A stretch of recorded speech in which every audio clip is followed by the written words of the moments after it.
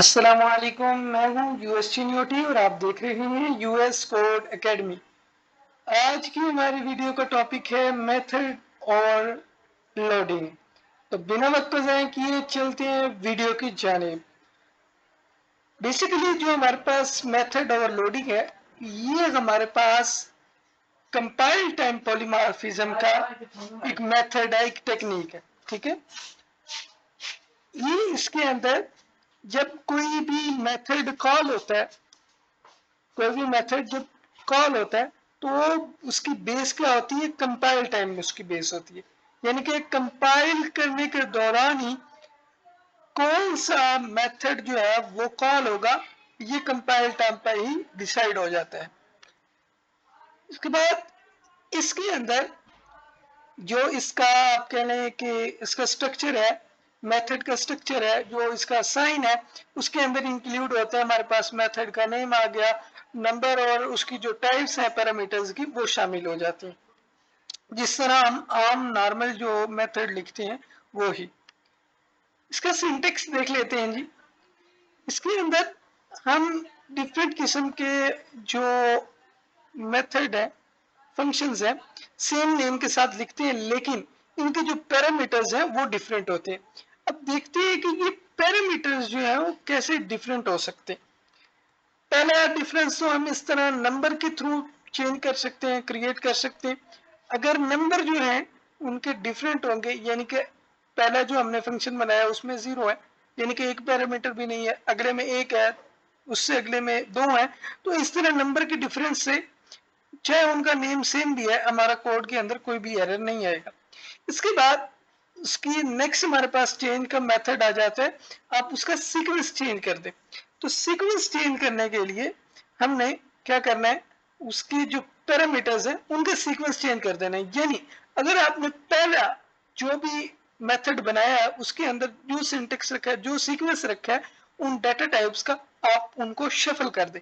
Suppose अगर आपने एक मेथड बनाया, उसके अंदर आपने 4, ठीक है, उसके बाद स्ट्रिंग फ्लोट लिए, तो जो नीचे आप बना रहे हैं उसके अंदर यही तीनों ले लें, लेकिन इन तीनों का जो सीक्वेंस है वो ऊपर आपने यूज किया, वो उसको चेंज कर दें और नीचे यूज कर दें। तीसरा तरीका हमारे पास है जी कि डाटा टाइप्स जो है पैरामीटर्स की, वो आप चेंज कर दें। ये इस तरह होगा, अगर आपने ऊपर लिया है इंट, तो नीचे आप फ्लोट ले लें, नीचे आप डबल ले लें, ठीक है, नीचे आप स्ट्रिंग ले लें, तो आप उनकी डाटा टाइप चेंज करते जाएं, चाहे उनका नेम सेम भी हो, वो हमारे पास कोई भी कोड में एरर नहीं आएगा। ठीक है, अब देखते हैं जी इनके प्रैक्टिस क्वेश्चन को। पहले प्रैक्टिस क्वेश्चन में कहते हैं जी कि आप एक मेथड को ओवरलोड करें जिसका नेम है हमारे पास प्रिंट, ठीक है, और इसके बाद इसके अंदर आप मुख्तलिफ किस्म की जो डाटा टाइप्स हैं उनको आप उनके नेम के साथ आप उनको डिस्प्ले करवाएं। तो इसको प्रैक्टिकली देखते हैं।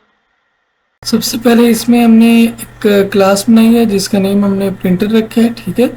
उसके बाद उस गिवन कंडीशन के मुताबिक हमने यहाँ प्रिंट जो है फंक्शन बना दिया, उसके अंदर हमने एक पैरामीटर पास कर दिया, ठीक है, इंट, और नीचे हमने एक मैसेज जो है वो प्रिंट आउट करवा दिया कि इंटीजर, और आई को प्रिंट करवा दिया। इसके बाद हूबहू यही इसी को मेथड को ओवरलोड किया और यहाँ डबल जो है वो पैरामीटर पास कर दिया। इसी तरह स्ट्रिंग को हमने पास कर दिया और इन दोनों को प्रिंट आउट करवा लिया।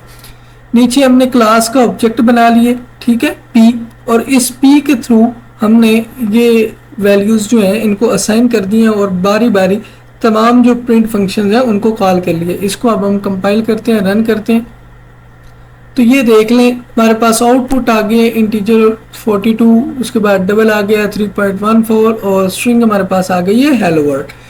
तो ये हमारे पास ओवरलोडिंग का कॉन्सेप्ट है, ठीक है। नेक्स्ट क्वेश्चन में कहते हैं जी कि आप एक मेथड बनाएं जिसका नेम हो एरिया, ठीक है, और इसके अंदर कैलकुलेट करें आप एरिया को, जो सर्कल का है, उसके बाद आप रेक्टेंगल का एरिया जो है वो कैलकुलेट करें, और उसके बाद आप ट्रायंगल का जो हमारे पास एरिया है उसको कैलकुलेट करें।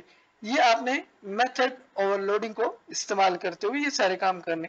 तो इसको भी प्रैक्टिकली देखते हैं। दूसरे क्वेश्चन की गिवन कंडीशन के मुताबिक हमने इसके अंदर एक क्लास बना दी जिसका नेम मैंने रख दिया है एरिया। उसके बाद इसके अंदर मेथड्स को हमने ओवरलोड किया है जिसको उसका नेम है हमारे पास एरिया। ठीक है, एरिया को हमने 3 दफ़ा ओवरलोड किया है और इसके अंदर डिफरेंट टाइप्स के जो पैरामीटर्स हैं उनको हमने पास किया है। पहले के अंदर हमने फाइंड किया है सर्कल का एरिया, उसके बाद नेक्स्ट के अंदर हमने फाइंड किया है रेक्टेंगल का एरिया और उसके बाद हमने फाइंड किया है ट्रायंगल का एरिया। ठीक हो गया, और इसके अंदर उस हिसाब से हमने पैरामीटर्स जो है वो पास कर दिए हैं। ठीक है, सर्कल के अंदर हमें एक सिर्फ रेडियस चाहिए, रेक्टेंगल के अंदर हमें लेंथ चाहिए, विड्थ चाहिए, तो इसलिए हमने 2 ले लिए। और इस तरह जो हमारे पास रेक्टेंगल है, ट्रायंगल है, इसके अंदर हमें चाहिए इसकी बेस और हाइट। ठीक है, तो हमने ये 2 पैरामीटर्स जो हैं वो ले लिए। इसके बाद इसको हमने यहाँ पे आप कह लें मैसेज जो है वो प्रिंट आउट करवा दिया और उस मैसेज को प्रिंट आउट करवाने के बाद हमने यहाँ मेन फंक्शन में आए हैं, यहाँ हमने एक ऑब्जेक्ट बनाया और ऑब्जेक्ट के थ्रू हमने इन तमाम जो एरियाज हैं, ठीक है, इनको कॉल कर लिया और इसको अब कंपाइल और रन करते हैं। तो ये देख लें हमारे पास इसकी जो रिक्वायर्ड आउटपुट है वो एग्जैक्ट आ गई है। ठीक है, एरिया ऑफ सर्कल भी बता रहा है, एरिया ऑफ ट्रायंगल भी बता रहा है और एरिया ऑफ रेक्टेंगल भी बता रहा है। आई होप आज का लेक्चर आपको क्लियर हुआ होगा। अगर किसी का कोई क्वेश्चन है तो वो कमेंट सेक्शन में क्वेश्चन कर सकते हैं। अपना बहुत सा ख्याल रखिएगा। अल्लाह हाफिज।